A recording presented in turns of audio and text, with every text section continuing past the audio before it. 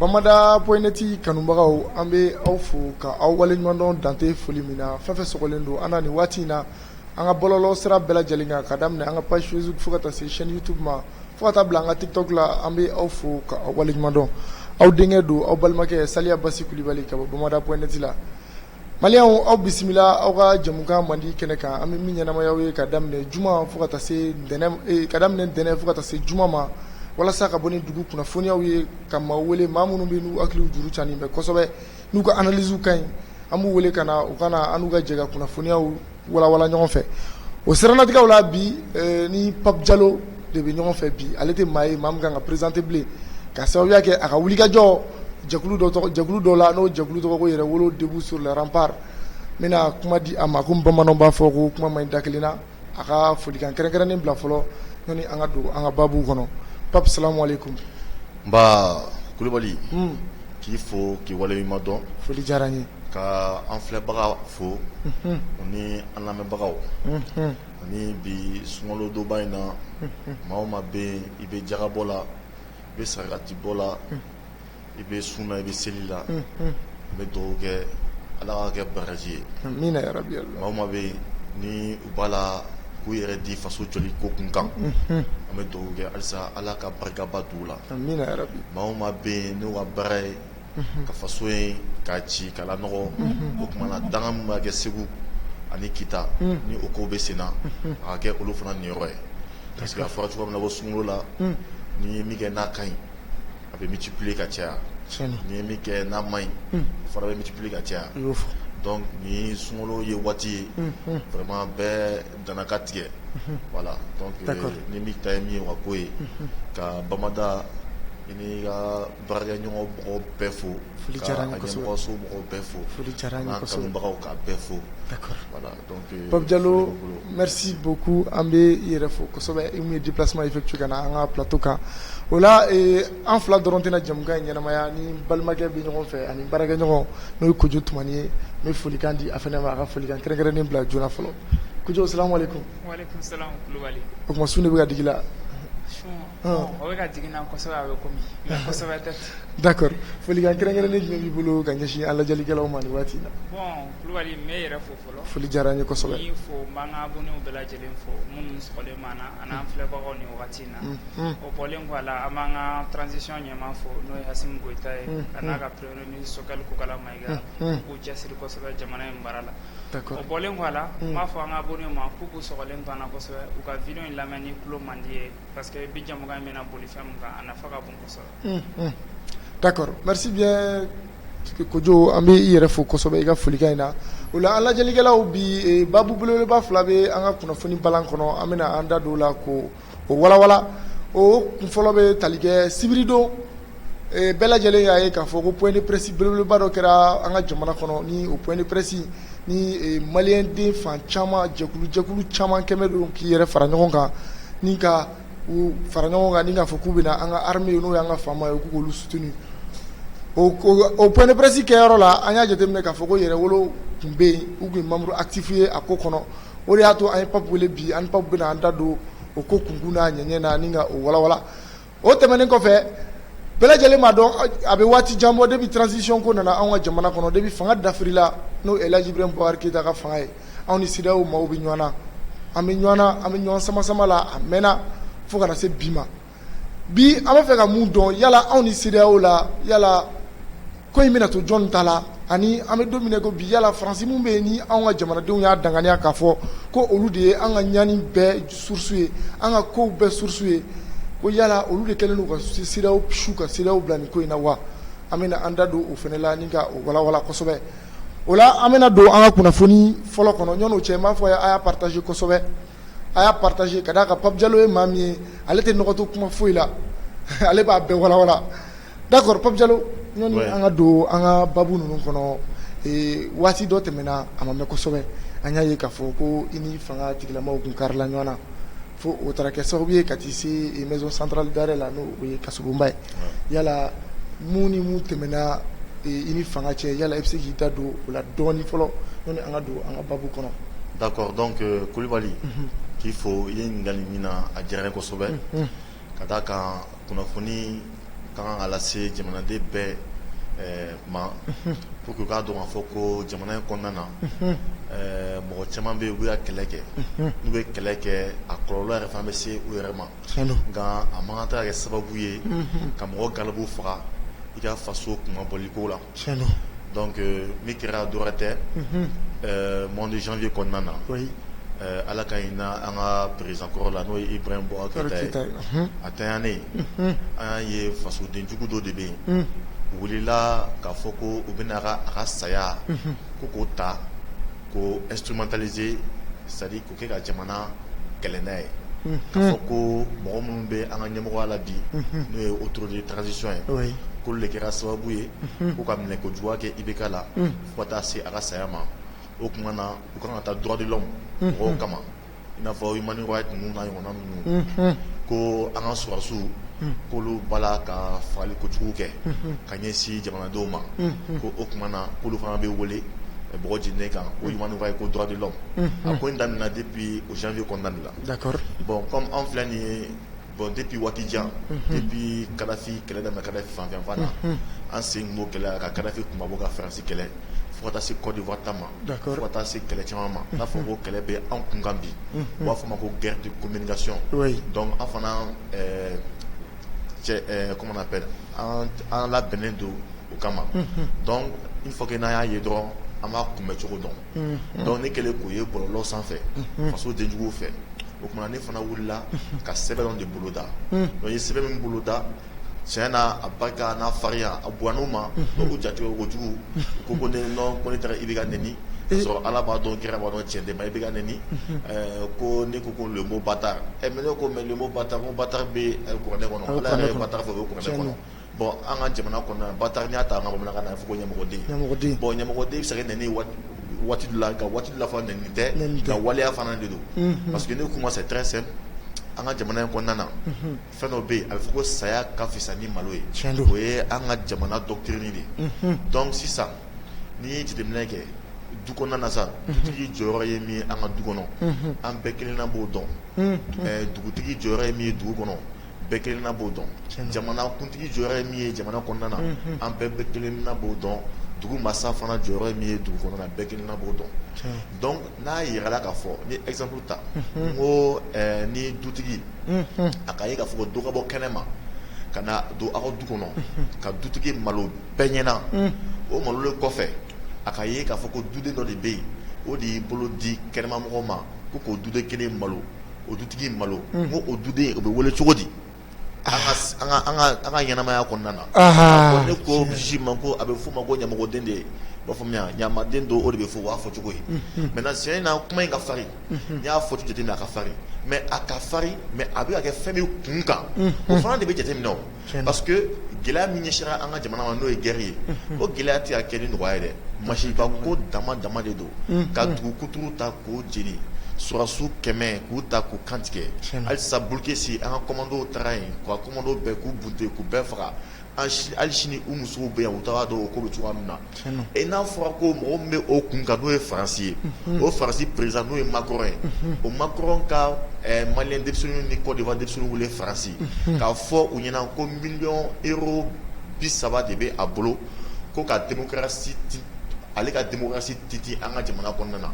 ko o démocratie bɛ min fɔ ko ka Assimi n'a jɛɲɔgɔnw k'u gɛn ka bɔ fanga na ko ka taga élection kɛ ka sɔrɔ halisa ni gɛlɛya juguba in bɛ an ka jamana kɔnɔna na ko mɔgɔ mun kɛra sababu ye ka n ka jamana sɔrɔsiw ka nafolo suɲɛ ka sɔrɔsiw bila ni gɛlɛyaba kɔnɔ n'u tɛgɛ taara k'u bila kaso la ko k'olu labɔ kɛnɛma ko miliyɔn euro 30 de bɛ a bolo o kama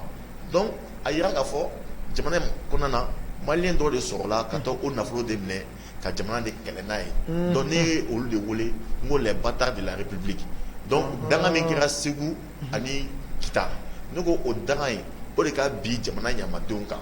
donc kuma in fɔcogo a bɛ n'a fɔ ko procureur ninnu de y'a ye bon ma faamuyali sɔrɔ a yɔrɔ la bon o kun ye kuma caman fɔ ne kɔni taara kaso la ni kalo kelen kɛ ani lɔgɔ kelen nka ala barika la vraiment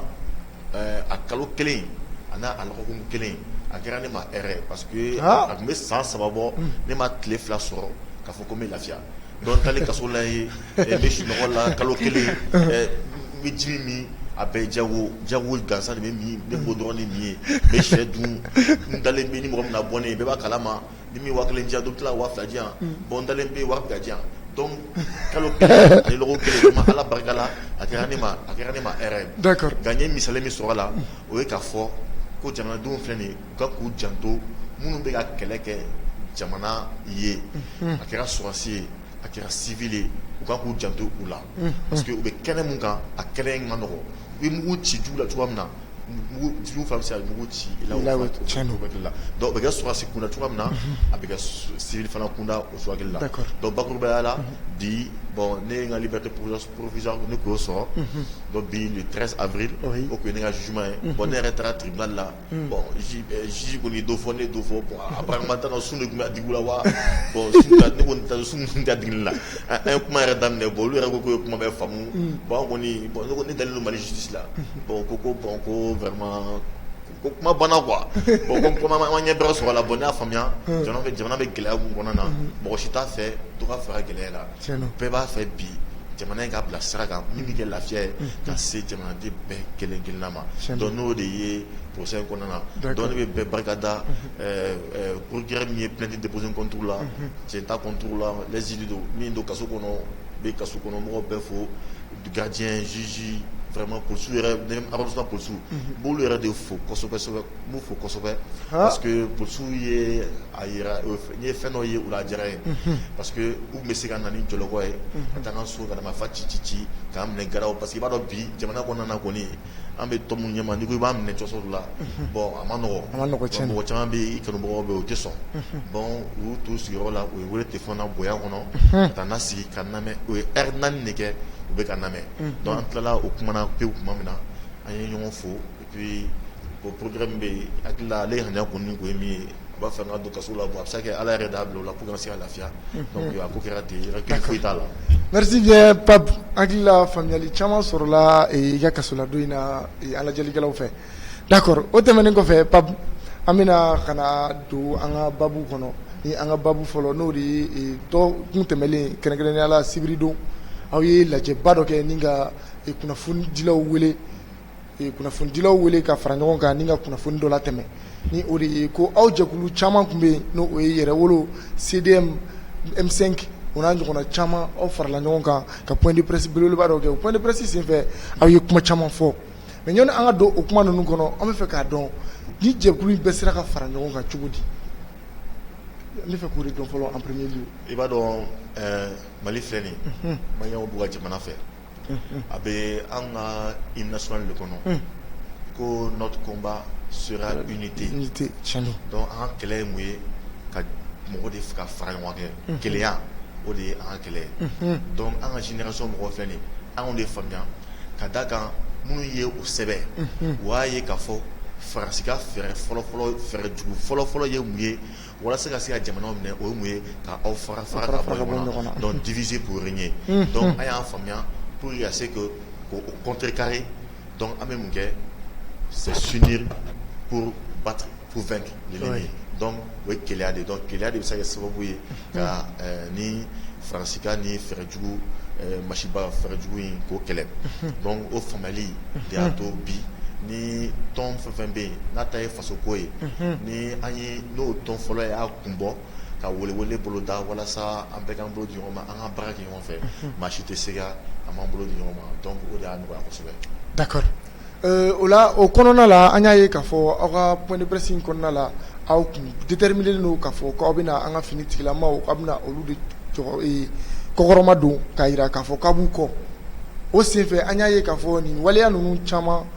bɔra ka sababuya kɛ mura opération mun kɛra du 23 au 31 mars tɛmɛlen o de senfɛ ko kuma caman taara k'an ka finitigilakaw sɛgɛrɛ aw bɔra o kɔnɔna la k'aw bɛ u défense ta yala aw ka nin wulikajɔ in o a sera fo yɔrɔ jumɛn ani donna nataw la mun de bɛ a kɔfɛ.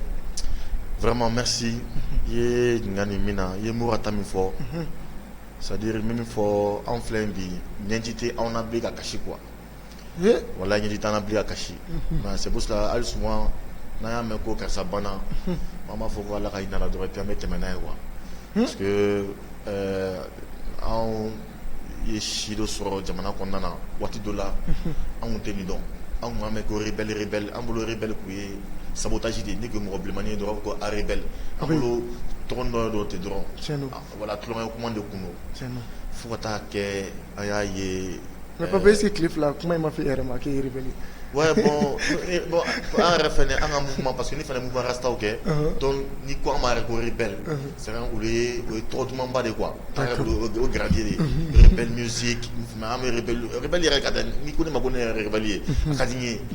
parce que an ma dɔgɔ kojugu don ma yan donc ka taa se fo jamana kɔnɔna na an ye ni fagali tun bɛ kɛ ko guerre bɛ yen bon an tun tɛ guerre dɔn mais an tun bɛ min dɔn ka to AM kɔnɔna na guerrew bɛ kɛ bon an bɛ taa gabugu fili depuis sixième année na an bɛ taa mɔgɔw labɔ pusu bɛ gasi tiɲɛna donc o ɲagaɲaga ninnu bon an m'o de ye bon ni ko guerre dɔrɔn an bolo nin dɔrɔn de don a tɔ kun ye télé Libéria ani min bɛ kɛ Rwanda ni fɛn ninnu bon an ma film lamɔn de ye mais fo ka taa ye an ka jamana kɔnɔ a ye fɔ ko sɔrɔsiw sera ko sɔrɔsi 4 o ni sɔrɔsi 4 min bɛ sa an b'a fɛ karisa Jara Kulibali Jalo ainsi de suite a bɛ digi mɔgɔ la kosɛbɛ k'a fɔ a ko sɔrɔsi tora la kɛlɛ kɛra sɔrɔsi 4 tora kɛlɛ parce que an wulila an kɔrɔbaya ka Mali armée tɔgɔ min tora la cɛfarin armée de kun don gosi cogo t'a la gɛlɛya jiginna an kan cogo o cogo cɛw bɛ yan ka na ka na wa donc ni ko a fɔ k'i bɛ se ka Mali sɔrɔsiw faga anw tɛ se ka da la fagali bɔra 4 na fo ka taa se a gɛlɛyaw cɛ an ɲɛ b'a la don na o ye sɔrɔsiw da 100 k'u kantigɛ. Bon, an yɛrɛ t'a faamuya tellement ka balana jatigɛ de don wa mun de don vraiment on n'a pas compris a tɛ bɔra a ye min kan ka min fɔ a y'o fɔ bon an ɲɛ b'a la a tɛ ka jɔ fagali bɛ ka kɛ 100 bon parfini i t'a dɔn yɛrɛ Jalo joli fagara Kulibali joli fagara Jakite i t'a dɔn bilen fo ka taa kɛ dugu de bɛ attaquer fo de b'a mɛn ko dugu kantigɛli kɛ dugu fɔlɔ min na yɛrɛ tellement ka ca nord fan fɛ sali kɛrɛfɛ la après n hakili jigin n b'a tɔgɔ fɔ tellement a cayara sa donc i b'a mɛn ko dugu fɔlɔ attaquera après i b'a mɛn ko filanan attaquera sabanan attaquera a laban yɛrɛ la i tɛ tɔgɔ yɛrɛ jamu yɛrɛ dɔn bilen mɔgɔ hakɛ i t'o dɔn i tɛ chiffre dɔn tuguni mais par fini a kɛra dugu de sisan dugu kuturu de bɛ minɛ k'u ci dugu kelen fila saba et par fini bi an yɛrɛ t'a dɔn yɛrɛ tuguni dugu hakɛ min y'a ci yɛrɛ an t'a dɔn bilen don o don i bɛ dugu kura de mɛn fɔlɔ ni ko a ko Somanɛ wa ni Somanɛ ni t'a dɔn u bɛ Mali faamuya mais fagali ko jugu in de y'a to an yɛrɛ sera ka commencer ka dɔn hali Ogosagu MB Ogosagu bɛ nin bɛɛ bɛ yen mais Mura ni fɛn an ta ni ma diya Mura mɛ tulo la ni o dun na tɛ n'a fɔra ko bi jamana in kɔnɔna na an tɛ se ka an dugu dɔn fo n'a sɔrɔ ni fagali kɛra yen ça veut dire que gɛlɛya min bɛ an ka jamana kan a masiba in a ka bon trop a lajɔ waati sera maa o maa bɛ ka kɛ sababu ye ka na ni nin masiba ko ye an ka jamana kan dan nin kan ka kari olu la donc ka bi k'a ye k'a fɔ ko an ka sɔrɔsiw tun bɛ faga cogoya min na chaque semaine au minimum 30 militaires olu tun bɛ sa fali kojugu parce que u bɛ jafa kɔnɔna na ne wulila sɔgɔma 5h du matin ne fajiri seli ne bɛ taa n ka sport kɛ n bɛ camion de falen falida fɛ sɔrɔsiw la sɔrɔsi denmisɛnninw na n dɔgɔninw n'u y'a caman ye n dɔgɔninw ye u bɛ ka taa nord la ne tun bɛ boli jiri bɛ ci ɲɛna n bɛ kulu i n'a fɔ fatɔ ni ko sɛgɛn n ka se ka mobili minɛ mobili kana taa parce que n bɛ taa kɔfɛ tuguni n bɛna ye Facebook ni fɛnw sanfɛ ko fagali kɛra tuguni donc an tun b'o waati kɔnɔna na pression tun bɛ anw kan donc an tun bɛ k'a ɲini de cogo o cogo bɛ se ka kɛ pour que ka se ka nin ko in lajɔ cɛ an tun y'o baara daminɛ an ye Faransi gɛnna parce que Faransi de bɛ nin ko in bɛɛ jubaju la k'a ye k'a fɔ ko kelen ma IBK ta en otage ka IBK bila nin baara jugu ninnu fana na a n'a denkɛ Karimi donc an wulila k'o kɛlɛw de kɛ fo ka t'u bɔ fanga na bibi na a ko in sera yɔrɔ min na fo ka taa kɛ ko an ka sɔrɔsiw bilama ni an y'u ye dugu kɔnɔ fo a bɛ ɲangari minɛn b'u bolo cɛ u bɛ buntenni kɛ cogo min na u bɛ ka buntenni kɛ ten an b'o la tuma min na an bɔra kalama ja an ka sɔrɔsiw kelen ka fɛɛrɛ tigɛ ko parce que u b'a fɔ ko jadisi an t'a fɔ jadisi dɛ nous an b'u wele de ko des criminels de l'obscur criminels de mɔgɔ dibila mɔgɔ fagajugukɛlaw ba de don n tɛ jadisi ye n tɛ hali touriste ye ni touriste ye Mali kɔnɔ o ye Faransi ye wa Faransi fana touriste fana ni anw ye donc an tɛ se k'a fɔ k'an bɛ mo touriste ninnu ta k'a fɔ ko an b'o d'u ma n touriste makan maa sugu min don dɔwɛrɛ tɛ criminel de don. D'accord. Maa fagala jugu de don dɔrɔn maa faga jugu yɛrɛ tɛ mɔgɔlankolon de don maa fagala mɔgɔlankolon de don b'a faamuya parce que u ni foyi man kan ni fagali tɛ o de kan kɛ o dɔrɔn de don donc an ye mun ye ja an ka sɔrɔsiw ye fɛɛrɛ de tigɛ sisan ko o mɔgɔ ninnu de ye u bɛ to ka t'u yɛrɛ dalajɛ yɔrɔ minnu na a ɲɛnamaw c'est à dire Kufa bɔra ɲɛ n'a ka garde corps parce que Kufa ko ninnu y'an ta la o ko cogo min na ani minnu bɛ bɔ Niger ninnu ni dugu wɛrɛ la Kayi ninnu ni a dɔw bɛ Bamakɔ yan ani Ɲafolila ni fɛn ninnu donc u ye tiɲɛni min kɛ ka misi ni fɛnw suɲɛ ani fɛn ninnu u taara de sa ko jaga wa mun de k'u to tila ni ɲɔgɔn cɛ jaga sɔrɔsiw taara u sɔrɔ de kunɛ cɛman k'u jɔsi cɛ nɔ jaga b'olu fana la c'est à dire sɔrɔsiw Mali sɔrɔsiw y'a yir'u la k'a fɔ ko tiɲɛ Ala ta ye nin ye mais olu b'a bila sira quoi donc olu bɛɛ bila sira ma fɛ comme a b'u kunna n'u sera u bɛ taa minɛ kɔnɔ c'est o ye Ala ka baara ye mais k'u bila ta lara jaga sɔrɔsiw jɔ o jɔyɔrɔ la donc o baara kɛra ka ɲa o baara kɛlen ka ɲa ka ban tuma min na an sigilen bɛ sisan an b'an ka lɛsi kɔnɔ an nisɔndiyalen ba ko bon ko sɔrɔsiw bɛna baara kɛ tuguni ka taa t'u ɲɛsin yɔrɔ wɛrɛ ma an ye mɔgɔ na MINUSMA u b'u jɔ ko wayi k'u bɛ taa enquête kɛ ko an ka sɔrɔsiw taara baga civil de ma mais aw yɛrɛ tɛ kɛnɛ min kan an ma enquête kɛ o ka o bɔ aw da ten an ko MINUSMA mɔgɔw ma bon ce qui est sûr an ye Faransi gɛn bon comme a bɛ se ka kɛ an ka mɔgɔ 2-3 ɲɔgɔnna bɛ baara la aw ka niveau la bon an b'a dɔn aw hakilina man ɲi a bɛ kolankolon an ka jamana kɔnɔna na mais an bɛ fɛ aw ka minɛnw cɛ dɔn ka taa mais ka na aw sigi an ka jamana kɔnɔna na surtout Bamako yan an ka base fɛn nin Senu aéroport kɛrɛfɛ effectivement a b'aw ni gan ye piscine b'aw bolo yen a b'aw ko kɔdiya chaque vendredi a bɛ bière caman min a bɛ sogo ni fɛnw dun a bɛ lɛsi la an tɛ ka ci ka kɛ aw la ne bolo a bɛ o bɛɛ ja min na o a tɛ t'o bɛɛ ja kɔnɔna na a ka mɔgɔw bɛ sotiba ninnu ni ACI kɔnɔna fan bɛɛ fɛ o ni anw bɛ ɲɔgɔn kan an ma se mɔgɔ ma a ka mobili bɛ circuler an ma se mɔgɔ si ma aw bila lɛsi la aw ka lafiya an ka sɔrɔsiw bɛ baara la an ka baara kɛ lafiya kɔnɔna na aw b'aw to la ko wayi a ye min kɛ Kadafi la k'a bɛ nin ɲɔgɔnna kɛ an ka sɔrɔsiw la ko wayi ko an ka sɔrɔsiw bɛ fali kojugu la an kun ma bɔn nka kɛ a siɲɛ fɔlɔ ye a n'a siɲɛ laban ye a k'aw to an ka jamana kɔnɔna na k'a bɛ nin manamanakan ninnu fɔ ka ɲɛsin an ka sɔrɔsiw ma donc ni soit a b'a dabila soit n'a y'a kɛ an bɛ taa Bamakɔ de don an bɛ taa mɔgɔ minɛw cɛ ka cɛ an bɛ taa n'a ye an kan ka min ta a la parce que u b'an ka jamana kɔnɔna na baarakɛminɛw dɔw bɛ yen an mago b'a la parce que contrat min sera an yɛrɛ bɛ wari dɔ sara la donc minɛn min bɛ yen normalement enquête kan ka kɛ an ye wari min sara ONU kɔnɔna na ko calcul kɛ n'a bɛ bɛn minɛn min ma MINUSMA kɔnɔ o minɛn ka ta ka di Mali an ka sɔrɔsiw ma et puis a dɔw ka di an ka voirie ni fɛnw ma an ka dingɛ n'an ka fɛnw ɲɛnabɔ parce que France a tout en ten gansan ten parce que ils ont 700 milliards au nom du Mali donc o fɛn bɛɛ de bɛ yen donc n'u bɛ se k'u nɛn an ka jamana kɔnɔna k'u ta kɛ nkalontigɛ k'u ka minɛn ta u ka taa kuma fɔ kɔfɛ mais k'u to an fɛ yan ka nin kuma fɔ an fɛ yan o fana tɛna kɛ donc an y'o conférence de kɛ a tɛ bɛn voilà donc a tɛ bɛn o kuma de taara ka fɔ yen na radio dɔ bɛ yen ko Mikado n y'a ɲininkali tun bɛna s'a ma mais yan'o cɛ komi aw ka point de presse kɔnɔna la a y'a jira k'a fɔ ko MINUSMA ko u ka fɛngɛ man ka prolonger bilen délai min b'u bolo u ka fɛngɛ kan ka ban wagati min na k'a man ka prolonger bilen aw ka fɛɛrɛw kun y'o ye o fɛ bɛɛ fɔ kun ye ka d'a kan u bɛ ka waleya mun de kɛ wa walima aw sɔminen don k'u ni Faransi de bɛ ɲɔgɔn bolo sɔmi tɛ dɛ MINUSMA de bɛ ka c'est à dire olu bɛ terroriste ta k'u datugu u ka mobili ninnu kɔnɔ ani avion kɔnɔ k'u ta ka bɔ yɔrɔ dɔ la k'u pan k'u t'u bila sɔrɔsiw an ka Mali sɔrɔsiw kɔfɛ janfajugu la awɔ MINUSMA ni Faransi de b'o baara la ani ka mɔgɔ fagalikɛla jugu ninnu olu de b'u former ka nafolo de d'u ma ka na an ka sɔrɔsiw kɛlɛ maintenant an b'o kalama o maintenant o kɛlɛ min bɛ senna o b'a to ni an ka population wulila dɔrɔn u bɛ taa ka t'u ka yɔrɔ boli ka bɔ yen e ma wutu kuma yɔrɔ min na ni misɔn mɔgɔ bɛ tɛmɛ fan o fan fagali bɛ kɛ n'u tɛmɛ fan o fan tile 2 cayalen fagali kojugu bɛ kɛ n ko Ogosagu don dɔ taara Ogosagu ci ka ni fagalijuguba kɛ ni suma kun yɔrɔ ma jan o. Ah oui, ou yɔrɔ ma jan nous on a qu'on est ka population protégée ou comme si a wuli ta population protégée bugu bɛ ka ci a tulo bɛ dugu ci ka ni fɛnw na ko non k'olu ka baara tɛ ko ka taa intervenir o yɔrɔ la o ma nafa jumɛn de bɛ aw la an ka jamana kɔnɔna na sisan donc u bɛ nin plan jugu min na an ɲɛ b'o la wa an fana kelen k'a labɛn o kama de mais comme kuma la ni pankotigi ɲɛ bɛ panko 2 de ye o de y'a to an bɛna to autorité min bɛ yen parce que an ka autorité nalen tuma min na avant que u ka faamuyali kɛ fɔlɔ u tun bɛ ka bon technique dɔ de bɔ f'u ye pour ka se ka yeli kɛ maintenant u yɛrɛ ye yeli kɛ sisan maintenant comme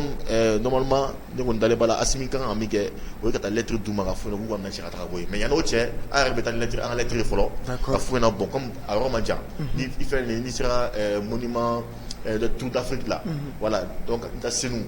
o sirani de dɔrɔn fa yɔrɔ min bɛ yen cogo min na ni sɔn mɔgɔ ka base de bɛ yen avant ka se aéroport ma donc o yɔrɔ de bɛ yen donc an bɛ taa yen ka taa an ka lettre di u ka minɛ cɛ ka bɔ an jamana kɔnɔ n'u ma sɔn o ma o tuma na jamanadenw bɛɛ bɛ taa an bɛ taa ɲɛfɔli bɛ yen an jamana ba taara yen kuma min na ni min bɔra la o yɛrɛ fana de nɔ ye. D'accord Pape merci n b'i fo n bɛ tila ka segin i ma mais ɲɔn'o cɛ n bɛna mais Mika Dogo y'an t'o ɲɛfɔ awɔ n bɛna n'o ye o bɛna kɔfɛ d'accord Kojo yala ni point de presse min kɛra walasa k'an ka finitigilakaw soutenir mouvement caman fɛ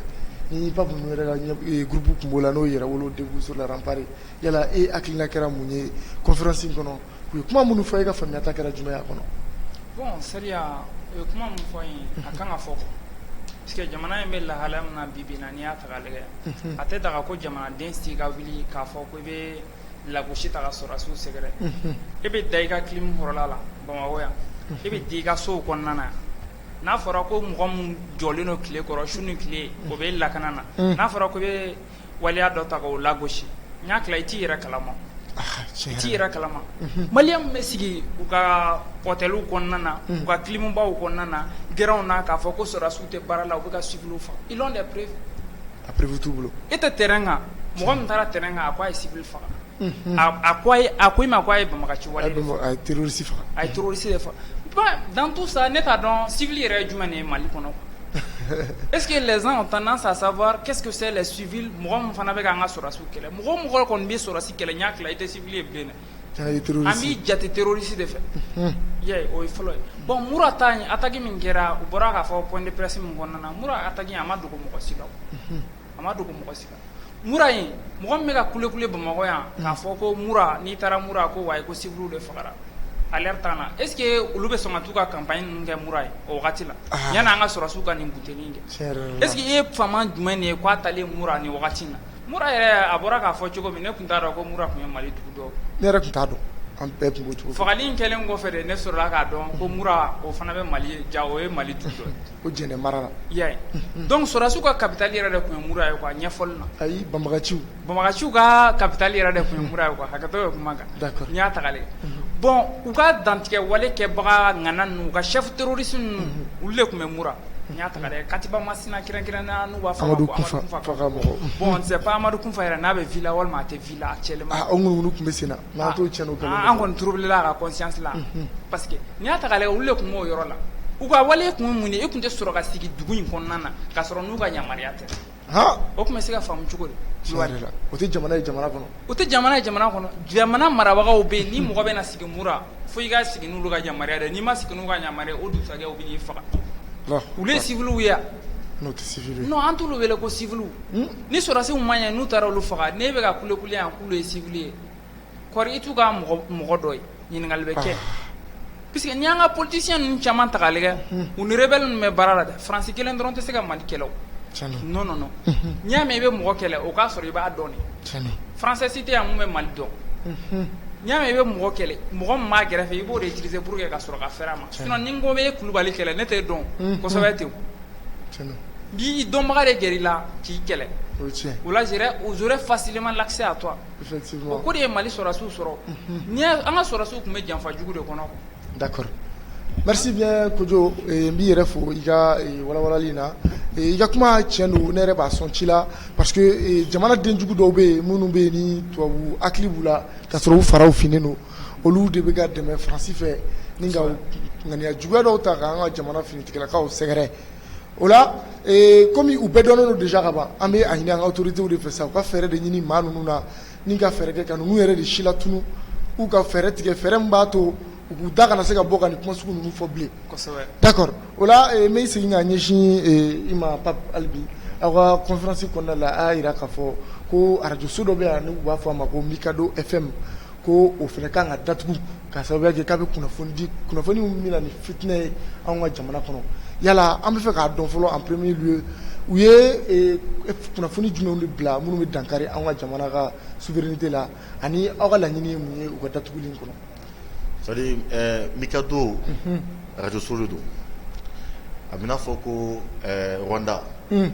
walasa fagali ka se ka kɛ ka juguya kalo 3 kɔnɔ ka adamaden 1,000,000 faga pour que o kun ka se ka waleya jamana kɔnɔna na il a fallu que radio dɔ de kun ka o baara kɛ parce que o baara tɛ se ka kɛ fan si fɛ ni radio tɛ o radio Ouadata an b'o wele ko radio Milkolin donc an y'a ye an ka jamana kɔnɔna na pour que fagali kojugu ka se ka kɛ ka taa a fɛ halisa fo radio dɔ de k'o baara kɛ comme an ye RFI gɛn ka France 24 gɛn donc a tɔ tora min ye sisan an kun b'o ye donc a yɛrɛ tila k'i kun bɔ o de ye Mikado ye donc Mikado de kɛra de kelen don bi radio min bɛ ka fagali kojuguba de labɛn an ka jamana kɔnɔna na wa ka sariyaw kuma ka sariyaw kuma ko fila ninnu ko kuma ninnu olu de bɛ olu de daga olu de nɛn ka nɔgɔ o kuma ninnu fɔli la parce que an ka maliyɛnw ta baara kɛ yen maliyɛn caman bɛ baara la o wɔgɔnna ninnu na i b'a dɔn sɛgɛn de bɛ k'u bila o ko ninnu na mais wa patron ye tubabu de o de b'a sɛbɛn ka d'u ma ko a ye nin fɔ a ye nin fɔ c'est que don na ne bɛ ka Mikado lamɛn ko Gawo yɔrɔ dɔ bɛ yen ko MINUSMA bɛ ka ji di Gawukaw ma ne ko moi MINUSMA mɔgɔ ye ji bɔ min MINUSMA mɔgɔ ye ji bɔ ONU de la ka ji di Gawuka ma ka ji ta Gawo ka di Gawo ko MINUSMA mɔgɔ bɛ k'o di o mana an ye MINUSMA mun ka na Gawuka kun tɛ ji min yan donc c'est à dire ma lagosi sugu ninnu yan dɔw bɛ kuma fɔ cogoyaso la kuma bɛɛ min bɛna ni sariyaw kɛlɛ ye mɔgɔw ka jamana kɔnɔna na donc ne kɔni ka jate la an bɛ guerre de la guerre waati ani ni guerre tɛ jamana kɔnɔ o tɛ kelen ye ne kɔni bolo sen tɛ mɔgɔw ka sariya ta cɛ o cɛ i ye siyako kuma i y'a bi da kɔnɔ i ka jɔ poto la i ka bute wa olu ka fɔ tɛ jamana kɔnɔ cɛ o cɛ i ye jamana tilali kuma bi da kɔnɔ i ka minɛ i ka jɔ poto la i ka bute cɛ o cɛ i y'i dayɛlɛ ko diinɛko kuma cɛ i ka jɔ poto la i ka bute parce que siyako kuma sera jamana kɔnɔ yɔrɔ min na sisan a bɛ faliko kuma de kan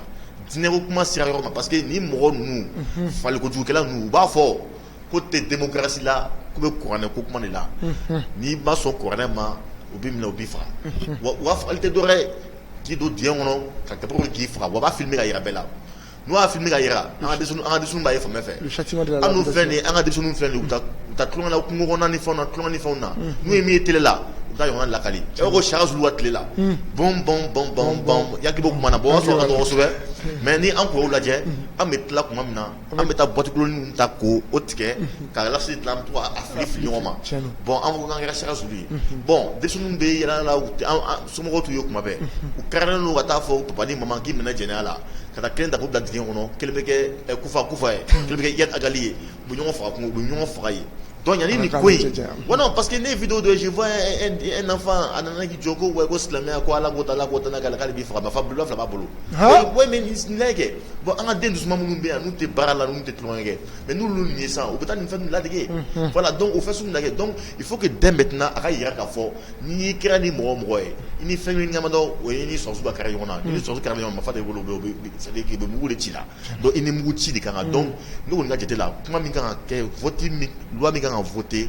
bibi na de manière urgente siente kɔnɔna na cɛ o cɛ i ye jamana tilali ko kuma b'i da cɛ a kana ɲɛɲini ka faamuya a ta a ka n'a ye dɔrɔn a ka juger a ka bila a bugu ka ci a la mɔgɔ nana ko diinɛko kuma a y'o fɛngɛ maintenant n'an ye min kɛ san 10 kɔnɔna na o la sisan ko baara ban n'an ɲɛ b'a la ko diinɛko kuma tɛ yen bilen siyako kuma tɛ yen bilen faamuyali sɔrɔla fan bɛɛ fɛ après an ma sariya in ta la wuli parce que sariya dɔ bɛ yen i b'a sigi bi sini i b'a la wuli mais en temps de guerre an kan ka taga n'o ye donc maintenant radio so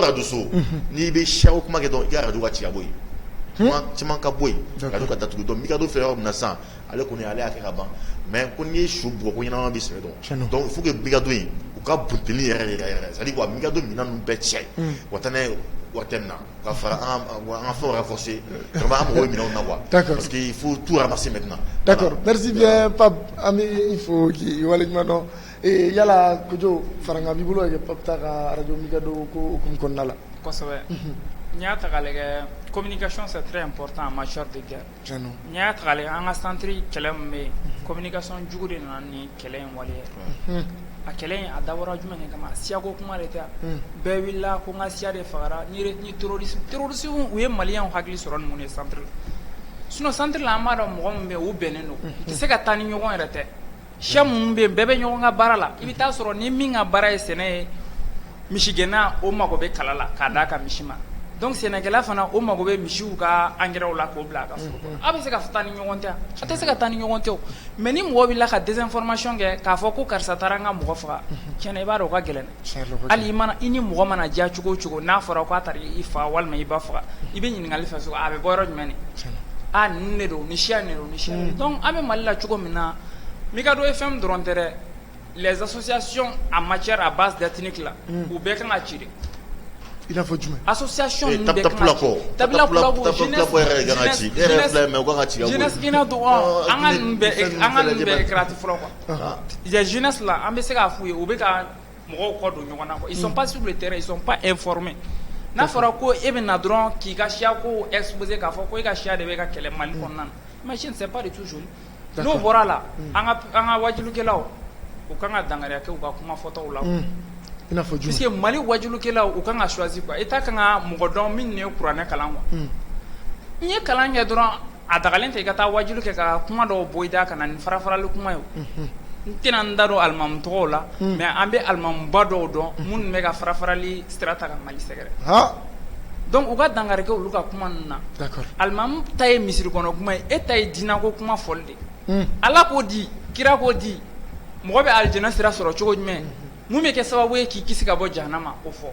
i ka bɛn i ka kuma n'i ka taa jamana kuma fɔ k'a fɔ jamana bɛ taa tiɲɛ don diinɛ bɛ jamana jɔ mais a jɔko ɲuman de fɔra. D'accord. Voilà. Merci bien Kojo n bɛ aw fila bɛ fo kosɛbɛ n ka invité sanumanw a ka walawalali la o baabu kan o la an bɛ don an ka baabu filanan kɔnɔ o de bɛna tali kɛ CEDEAO Mali ni CEDEAO ka kunkanko la ka d'a kan a mɛnna an ni CEDEAO bɛ ɲɔgɔn na an bɛ ɲɔgɔn sama-sama la hali waati laban ninnu na u bɔra an fɛ yan u ni an ka jamana ɲɛmaaw u nana élection date ko u nana sama-samali kɛ u ni ɲɔgɔn cɛ u ye tɛrɛmɛli min ni o taara laban ko an ka jamana ɲɛmaa ko u ka taa olu fɛ yen u ka sommet la ni an ka jamana ɲɛmaa ma sɔn ka taa o bɛɛ tɛmɛnen kɔfɛ an ɲɛ b'a la k'a fɔ ko depuis le 9 janvier u kɛmɛ don ka ɲankili bere min ta k'o d'an kun n'o ye embargo ye an ɲɛ b'a la k'a fɔ ko in bɛ ka digi CEDEAO jamana dɔw yɛrɛ la ka tɛmɛ hali anw yɛrɛ kan n'o ye ba Maliba ye an tɛna jamana tɔgɔ fɔ mais a kunnafoniyaw bɛ ka bɔ diɲɛmaa b'a bɛɛ kalama yala Pape an bɛ fɛ ka mun dɔn yala est-ce que Faransi ni ale mun bɛ nin ko in bɛɛ kɔfɛ n'u yɛrɛ ka jamana ɲɛmaa bɔra k'a confirmer k'a jira k'a fɔ ko hali bi k'an b'an taabolo mun kan k'ale yɛrɛ bɛna Nana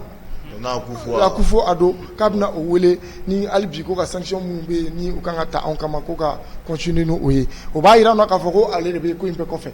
yala est-ce que Faransi jamana ɲɛmaa a tɛ ka CEDEAO mɔgɔw piéger wa CEDEAO jamana ɲɛmaaw piéger wa voilà donc ne bolo ni parce que i b'a dɔn a bɛna fɔ ko diɲɛ taara ka Faransi président ninnu ni CEDEAO président ninnu to quoi parce que jamanadenw hakili bɛ niveau min na olu ta b'o dugumana de la quoi c'est-à-dire c'est comme si sisan CEDEAO président ni Faransi président a bɛna fɔ ko a fatɔ ka fɛn kalifa laloma ma ka feere quoi c'est-à-dire olu b'o cogoya kelen na donc par exemple n'i ye Faransi yɛrɛ élection ta lajɛ par exemple Macron non Jean-Luc Mélenchon ninnu an yɛrɛ ne kɔni ma da cɛ in na bon mɔgɔw dɔw b'u sɔnna dɔ ye mais ne tun ma deli a sɔn ye mais n'a bɛ kuma u b'a fɔ ko voter Macron contre Marine Le Pen. Marine Le Pen a voter voter Marine Le Pen contre Macron. Donc ça veut dire France population ni France politique c'est pas voter pour mais c'est voter contre. C'est que France population peut qu'à voter contre l'élite française. C'est que France n'aimera fait bimbi. Français qui a voté de le contour là. C'est d'autres qui a voté d'autres qui a voté de contour là. Parce que c'est fait. D'autres qui a d'autres qui a béré de donner pour. D'autres qui a d'autres qui a béré de donner. Donc en réalité français voté mais en yon bouteille béré de droit là. Donc Canada, il y a un Canada qui boit, il y a un Canada qui boit. On a là déjà mis dans sa dire bon mollement. Donc au local akilnon betua mina on est face au dé Mali en face au diamant akil betua mina. Il faut gérer jana ani parti. Nous avons fatodi, nous faisons la main des bains, ou là tout, ou il y a des faits ou fort ou dala, ou il y a la course so. Nous faisons un fond, ou il y a là tout fait un nemu. Donc ils vomissent, ils mangent ce qu'ils ont vomi, ils avalent ce qu'ils ont vomi. Nous nous fait on est. Donc ou là tout, en tout cas nous j'étais quoi. Mais nous demi kalama bi, allez ban. Chez ni kirani, mana bi ni kirani malien kalide. Chez ni Camerounais nous na bon. Nous coucou malien, non faut couler malien. Ni ce que vous voyez au Bénin malien.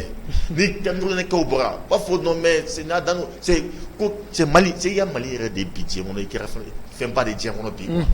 Et Canadien ni tout bele bain Russie. Poutine ni Joe Biden. A tabli ka dossier fait droit de pays. Ukraine ani Mali. A pas dans droit de pays. C'est dit Mali c'est dit pour dire que Macron, c'est loi débat c'est comme si ne dit beaucoup nous envoie. On est non ibarama, dit sur droit, mais Koulouba non là. Donc Mali béteni, c'est au Morobolo. Mali Moro faut être na. Fait même Mamboula dit mana konana. C'est ni ita Côte d'Ivoire pas fait. Ni Mali et du rôle de tenir. Il va y avoir yiri ayoni Côte d'Ivoire bolono. Ni trao motene fa fait. Amna fo de bolono. Ni tra single fa fait. Ni bro Algérie. Ça dit Anga jamana et puis à Cabo Dougulo fait même si à fait à mes femmes mais imagine elle est souvent par exemple et dimanche fait pas dimanche fait tout bien bio ou les amis on doit au Toulouse mais ça du monde pas de l'année famille a tu beaucoup fait c'est là après bon les faire dara du mamba et tiens ni musicien nous ni fait on t'a l'air tiens ngadide tiangolo du chauffena Cher, ani saladi, ani pomme d'air, matini fait un bébé, tu as pas faire. Tu as mon go, faut d'été, nous n'a pas fait, ni fumer bamboula déjà. Ça dit, Mali, ni France, nous fait un tequilé. Elle va faire, mais on a tout, sanction d'yangou. Domina sanction d'ina encore, un famille, au coin, kajama, d'où la papa, ko chou, ko ke, nyemoka. What automatiquement, on s'en met qu'on a, mais qu'on a radé, pas fait qu'on a quel est du rôle de ce Mali, mais maintenant de nos moyens, c'est pour que Mali trop. Mali kadi trop. Donc, en talé, qu'on a, un meko, qui a droit, envoyer la vidéo, on m'a avec quelques signes. Parce que d'autres gars, vous les voyez ici, économie ici, par là, Mali s'arrête, n'a qu'à blind, des tas de droits, des Mali, mais quand ça va bien fait. Fouille. Mais, Mimbe, ni phénomène de bain, nous, en réalité, au mieux, si dans le moment qu'il en faut que les sanctions fédérales, au Rwanda, Mali, commerçant de l'Olade, non, enfin, ça dit Mali, commerçant de Mali, ma fille, face au Denjoukou, de droit à foi, Agnema, face au Denjouada. Non, Adamadia, frère de nous. Il fait un peu d'agré. Non, mais, ni me dit, non. Bof go ni dagle abe bon jamana mais ibita suguda la wonala non ibita yoro de falaye doudi fon kasana fabe to le voix la faire mon nom et tu avais gelage mon ça fait me gelade national mancha mais na gacha amanti gelaya mais ugo gelaya ibita mo mais ni sulu kella mo be akungo ke me flon ko mo ke fa ça veut dire quoi ara sigi falendo mango to là non mais madame ale mais no do to len boy ga damandro ou bien ngata do anga machine na anga très anga jibo anga jimi mais ibin dagela mun ça antna bersa parce que ni ko me faire ça ni mango dentourdu mais ni ko na so ni mo sando me biduru mais ni me dentourdu du mais ni ko me faire mais au dentourdu ni me kelenta me keleni madame me keleni don me keleni de du mais était fait sur là avec tous les au moins jouata donc c'est pour cela que quand on a Mali commerçant yé Guasabali surtout le soumalo doit baina abe faire sur nous là Mali autorité de subvention qu'est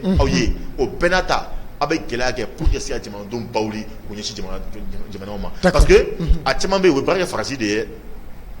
parce que fanga mi mais en kuna olu mais exonération ni marché douma fait on ministère ni fond konnana donc au marché chama be fona au treleno do wo mu treleno do tini mu bolo sa do wa fokta tonon fana be bo fana konnana parce que ni fana be de jamana konnana de voilà non technique akacha e jamana do be mana do mayne bon nous be de terroristes au commerçant munde ou les commerçants terroristes ou ni kufa begele ou ni et agali begele ah ouais. D'accord. Ils sont les mêmes choses. Donc, ni trem fanama daluga. C'est n'y a ni minga dawa dawa. C'est des boulot. C'est et puis il faut que moi ka faire famille quoi. Tu m'as dit sera Johnny Noir.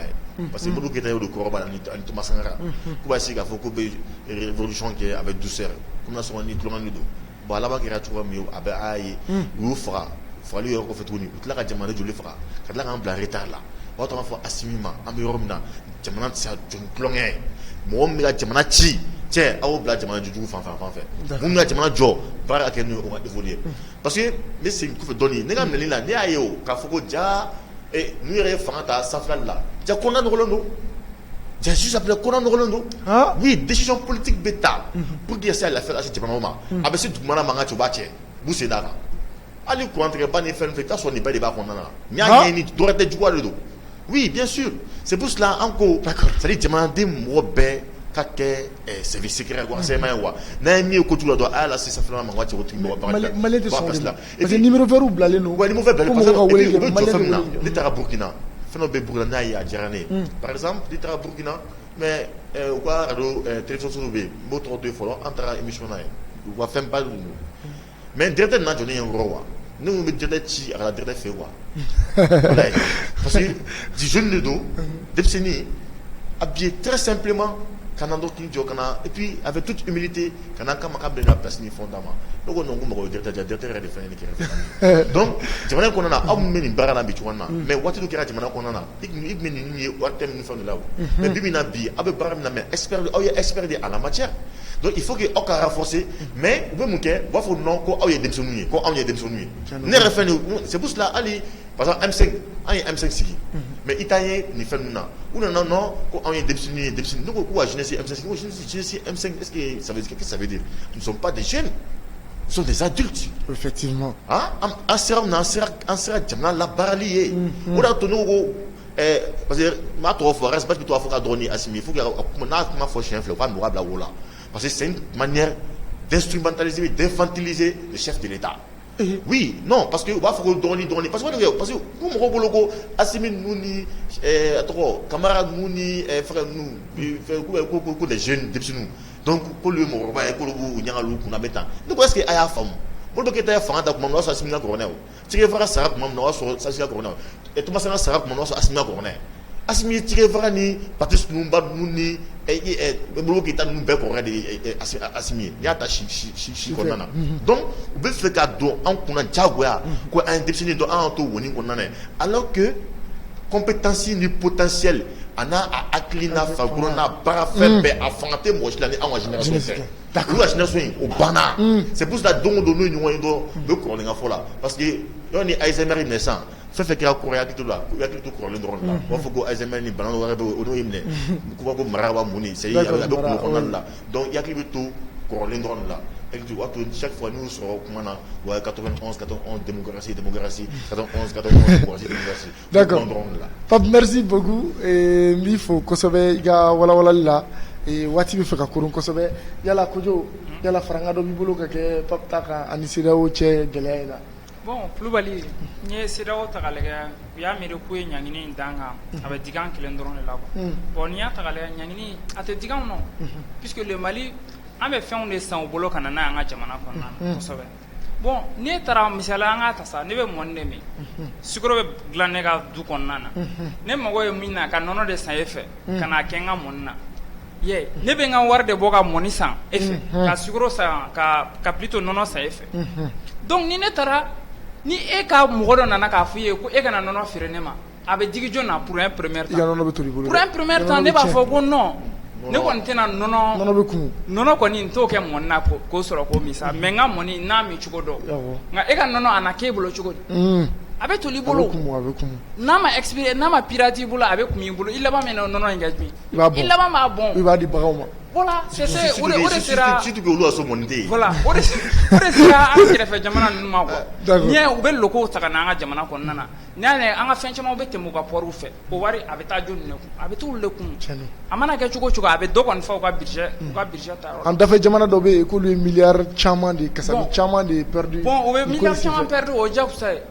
Puisque n'i y'a ta ka lajɛ u b'a miiri ko fɔlɔ ko sɛnɛfɛn ninnu a bɛ b'olu de fɛ yen. Bi bi in na an fɛ yan jardin caman bɛ yen. Salatiw yɛrɛ n'i taara gidɔrɔnda la fan bɛɛ o avocat a bɛ Mali kɔnɔ yan, lemurubaw bɛ Mali kɔnɔ yan, pomme o bɛ Mali kɔnɔ. Qu'est-ce qu'on a besoin de ces œufs? D'accord. Seulement an ka commerçant u ka fɛn ninnu réduit quoi, i n'a fɔ a bɔra k'a fɔ cogo min na. N'i yɛrɛ taara suguba partie dɔw la i bɛ taa avocat tolilen sɔrɔ k'a sɔrɔ u bɛ avocat kelen feerela 40 o tɛ se ka faamu sa. Ni fɛn e ma ɲɛ a bɛna toli e bolo i t'a feere da nɔgɔman na walasa i kana perdre. O de ka nɔgɔn. Mangoro fana c'est la même chose o yiri n'i mana taa pongé ni fɛn ninnu i bɛ taa mangoro sɔrɔ fan bɛɛ. Hali a ma se i ka wari bɔ ka sa. D'accord, merci bien. Donc commerçant ninnu ka essayer ka fɛn ninnu prix. D'accord, merci bien Kojo, hakili la o faamuyara kosɛbɛ an lajɛlikɛlaw fɛ. Pape kuma laban mun bɛ o de ye yala wɔlɔfɔ minnu taamana u sen na ka na an ka jamana kɔnɔ yala i bɛ se ka i damaga u nakun dɔɔni na k'a fɔ maliyɛnw ye ani an kan ka mun faamu u ka nin nali in na. Voilà, donc vraiment ne yɛrɛ tɛna kuma kuncɛ n'o ye, c'est à dire mais mɔgɔ an bɛɛ hakilina kelen faso ka d'an ye dɔrɔn a banna mais u ye tagama min kɛ u y'a yira k'a fɔ ko jamana président minnu bɛ yen n'olu b'u tinti frontière kan frontière mun kan frontière min tracera a ma k'u ɲɛna a ma k'u fa ɲɛna a ma k'u bɔnsɔn si ɲɛna n'a kɛra faransi fɛ tagamakɛlaw y'a yira k'a fɔ ko olu t'o frontière olu t'u lakodɔn quoi. Voilà, non, k'olu t'u lakodɔn ko Mali ko ani Sénégal k'a bɛɛ kelen ko frontière tɛ yen o de la tagama ka b'u fɛ yen kilomètre 1,350 cɛ ni b'a fɔ cɛkɔrɔbaw ko tagama u t'a kɛ dɛ o kɛra an ni ɲɔgɔn cɛ donc o hakilina ninnu ka kanu sira a ye hakili jigin min na c'est à dire i b'a dɔn Tawerata ninnu kɔnɔna na Nabila Musa ka Latura a ka histoire la ou qu'on a la traversée du désert nous a Congo désert traversé oui on a que Tchétchéfouga traversé on a que les binan de konana mais ala ni jamana mɔgɔ minnu b'a nɔfɛ dɔw gɔlɔnna dɔw ye kojugu kɛ u sina suma fo ye san 40 de kɛ a caman na bon ninnu ye min programme u kan ka tile 40 de kɛ ka bɔ Dakar kana Bamakɔ kɔnɔna na nka o ye tile 39 de kɛ donc o kɔrɔ ko o ye baara min kɛ n'a hakili la est ce que mɛlɛkɛw yɛrɛ u tɛ yɛrɛ ninnu fana nɔfɛ ka dɔ fara u tagamasinaw ninnu fana bɛɛ kan quoi c'est vrai an bɛ ko min na ala ko de b'a la quoi donc c'est pour dire que n'u ye ko ye par exemple i b'a dɔn différence bɛ fɛn dɔ ɲɔgɔn cɛ adamaden i bɛ dumuni jara cogo cogo i y'a dun kɛ i kɔnɔ fara yɔrɔ min na i bɛ dan ye mais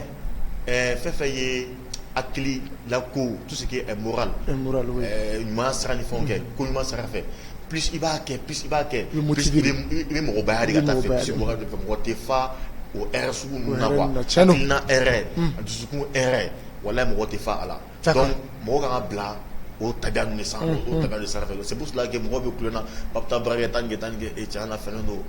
n'a cɛ an bɛ stress foyi t'an kan an b'an ka faso kɛlɛ la don n'a nisɔndiyalen don. D'accord, merci bien Pape an b'i i fo k'i waleɲuman dɔn an bɛ an ka lajɛlikɛla sanumanw bɛɛ fo k'u waleɲuman dɔn hali bi n bɛna kumakan laban segin ma ka d'a kan waati koronna kosɛbɛ waati min tun dira ma ɲɛmaaso fɛ a koronna kosɛbɛ yala kumakan laban jumɛn b'i bolo faso in jɔliko hukumu kɔnɔna la. Voilà, donc n bɛ n balimakɛ fo vraiment Tumani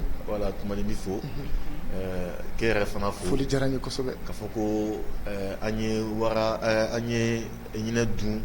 an kana dɛsɛ a ko la parce que reproche min bɛ kɛ maliyɛn la o ye finition de ye parce que yanni maçon ta kan ka tigɛ so jɔ maliyɛn yɛrɛ tɛ se finition na donc an ka dege nin dɔw la ka finition ninnu na jamana in bɛ yɔrɔ min na sisan an b'a lafiya kuma n'a jago kuma de la sisan donc halisa an ka bolo di ɲɔgɔn ma keleya sira kan an ka autorité minnu bɛ yen bi ko u jɔyɔrɔma tintin o ye de ka transition de lakana kuma caman bɛ jamana kɔnɔ ko Sogɛli y'a don ta Asimi y'a kɛ tan u bɛ gɛn o tɛ gɛn vraiment ne yɛrɛ t'a dɔn ni kuma nafa ye fɛn fɛn ye u ka nin ko ninnu to yen an ka ɲɛsin jamana yɛrɛ jɔli ma i b'a faamuya parce que a kɛra cogo o cogo Sogɛli y'a tiɲɛ cogo waati dɔ la a bɛ ka kɛ ka ɲa Assimi fana kɔni fana bɛ an ka judo a bɛ ka kɛ ka ɲa donc ni min bɛ ka ɲa dɔrɔn an ka t'o sira fɛ voilà et puis a tɔ bɛɛ bɛ yen a bɛ ɲɛnabɔ d'accord ala ka jamana in bɔ bolo la amina ya ka rabbi kunnawolo di jamanaden ɲuman bɛɛ kelen na ma amina ya rabbi Allah merci merci bien Pape wala Kojo Tumani ni kuma laban segi ma teliyala i ka kuma laban bila an ka jamukan in katugu inshallah basi foyi t'a la n'i y'a ta k'a lajɛ Mali kɔnɔ yan c'est pas le temps d'autocritique quoi autocritique wagati ka ɲɔgɔn jalaki kow la o banna n'i yɛlɛla réseaux sociaux sanfɛ u b'a fɔ ko Assimi n'a pas de solution so quel est le problème donc si Assimi n'a pas de solution vous qui avez la solution a ye solution d'a ma o y'a suggéré si so quel est le problème a ka problème fan yɔrɔ a y'o corriger a y'o corriger yɔrɔ ɲin'a na a ka se k'a corriger c'est pas le temps an ka ɲɛmɔgɔw falen k'a fɔ ko an bɛ taga ɲɛ comme ça là on va pas avancer d'accord sisan ni min kɛra ni fiɲɛ bɛ min ka baara la o ka fɔ a ye a ka correction k'a la a banna k'a fɔ ko nin de ka wuli ka bɔ yen fo ne ka sigi non on n'est pas à ce temps là d'accord parce merci que bien jamana in bɛ wagati min na sisan an bɛɛ bɛ bɛn de fɛ quoi ni bɛn nana politiques bɛ continuer quoi d'accord merci bien Kojo n b'i fɛnɛ fo kosɛbɛ i ka analyse la o la an lajɛlikɛlaw nin tun ye aw ɲɛ garisɛgɛ ye nin sanga kunkuru in na Bamada.net sanfɛ aw kan bɛn sigi wɛrɛ wa salam